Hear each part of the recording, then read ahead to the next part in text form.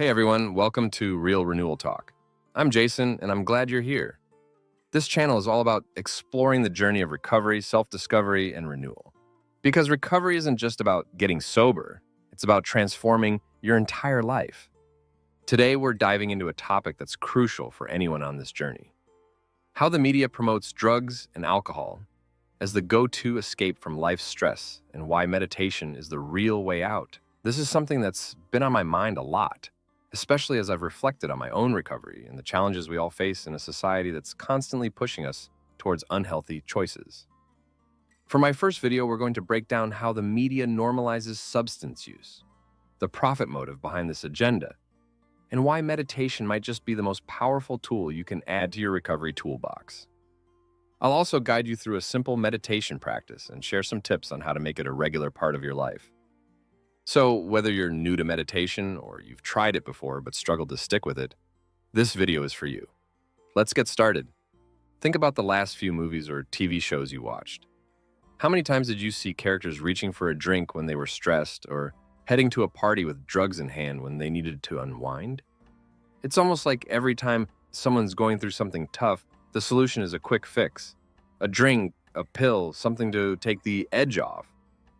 This constant exposure normalizes the idea that when life gets hard, you should turn to substances.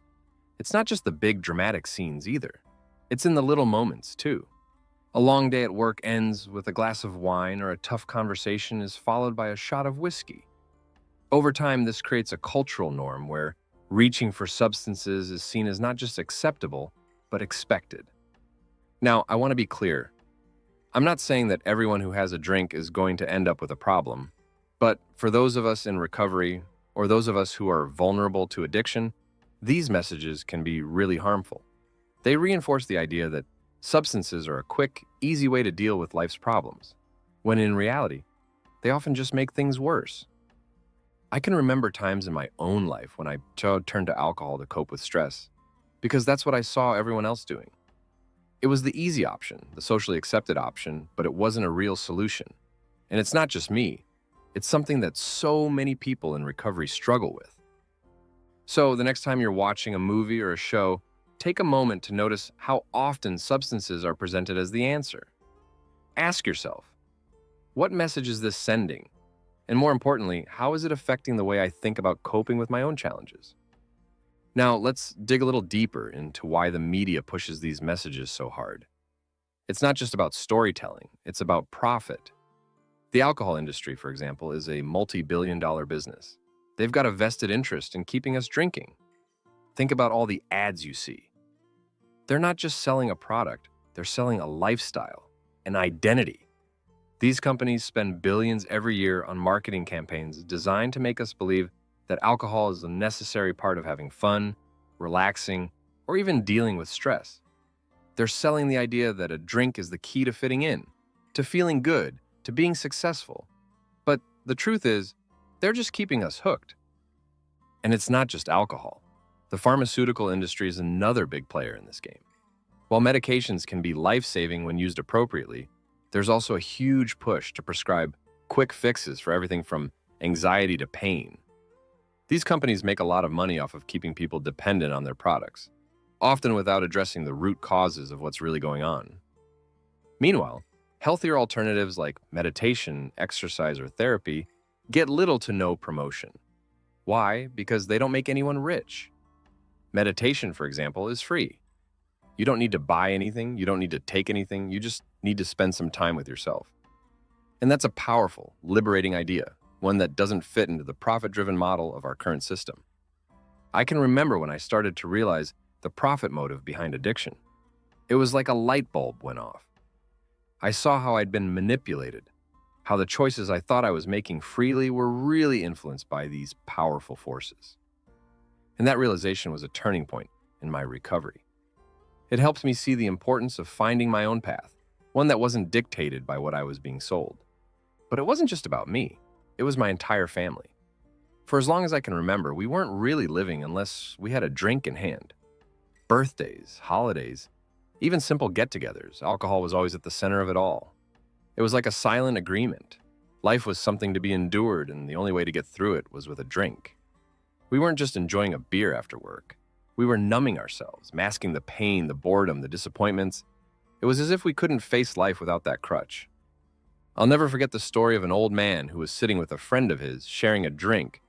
The old man looked at his friend and said, "You would drink as much as I do if you had my life." And his friend, without missing a beat, responded, "If I drank as much as you, I would have your life." That hit me hard because it was the truth we were all ignoring. We thought we were drinking because of our lives, because of the stress, the regrets, the endless cycles we couldn't break. But in reality, our lives were the way they were because we were drinking. The alcohol wasn't just a response to our problems. It was creating them, feeding them, and keeping us stuck in that miserable loop. This realization shattered the illusion I'd been living under. It was the moment I understood that the same drink I thought was helping me escape was actually chaining me to the very life I wanted to run from. And when I looked around at my family, I saw the same cycle, generation after generation, repeating the same mistakes, buying into the same lie that we needed alcohol to cope with life. And the alcohol industry wants us to believe that their products are essential to our happiness, our social lives, even our ability to relax. But what they're really selling us is dependency. They profit from our misery, our inability to face life without a drink in hand. And once you see that, once you understand the game they're playing, you start to see the world differently. For me, this was a pivotal moment in my recovery. I realized that if I kept drinking, I'd keep living that same life, going nowhere fast. But if I could break free from the manipulation, if I could find the strength to choose a different path, I might finally start living the life I truly wanted. A life that wasn't dictated by what I was being sold, but by what I genuinely wanted for myself. So, as you continue your recovery journey, I encourage you to question the messages you're constantly exposed to. Ask yourself, who's really benefiting from my belief in this? And is there a better, healthier alternative that I might be missing simply because it doesn't fit into the media's narrative? Now, let's talk about one of those healthier alternatives, meditation. While substances offer a temporary escape, meditation provides something much deeper and more sustainable. It doesn't just numb the pain, it helps you face it, understand it, and ultimately move past it. Meditation is about renewing your mind, finding stillness, and connecting with something greater than yourself.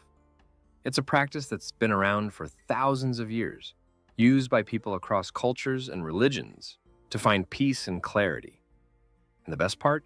It's free, it's accessible, and it doesn't require anything but your time and willingness. There is a lot of scientific research that backs up the benefits of meditation. Studies have shown that it can reduce stress, lower anxiety, and even change the structure of your brain in positive ways. It helps you become more aware of your thoughts and feelings, which is crucial in recovery. Instead of reacting to triggers or stressors in the same old way, you start to create space between the stimulus and your response, and in that space, you find freedom. For me, meditation has been a game changer in my recovery. I remember one particular time when I was feeling overwhelmed by cravings. It would have been so easy to just reach for a drink, but instead I sat down, closed my eyes, and focused on my breathing. At first, my mind was racing. It felt like I couldn't quiet the storm inside me, but I stuck with it. Slowly, my thoughts started to settle, and I found a sense of calm. The craving didn't disappear, but it lost its power over me. I realized that I didn't have to act on it. I could just observe it and let it pass. Meditation doesn't make the challenges of life go away, but it gives you the tools to handle them in a healthier, more conscious way. It's about building inner strength and resilience, so that when life gets tough, you don't feel the need to escape. You feel empowered to face it head on. Now that we've talked about the power of meditation, I want to guide you through a simple practice that you can start using today. This is a basic mindfulness meditation that focuses on your breath. You don't need any special equipment. Just find a comfortable, quiet place where you won't be disturbed for the next few minutes. First, close your eyes and take a deep breath in through your nose, and slowly exhale through your mouth. Let your body relax as you breathe out. Let's do that again. Inhale deeply through your nose, and exhale slowly through your mouth. Feel the tension leaving your body with each exhale.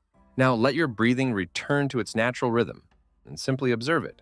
Notice the sensation of the air entering your nostrils, filling your lungs, and then leaving your body. If your mind starts to wander, that's okay. Just gently bring your focus back to your breath. Let's take a moment to scan your body. Starting at the top of your head, bring your awareness to any sensations you might be feeling. Move down to your forehead, and your eyes, your cheeks, and then your jaw.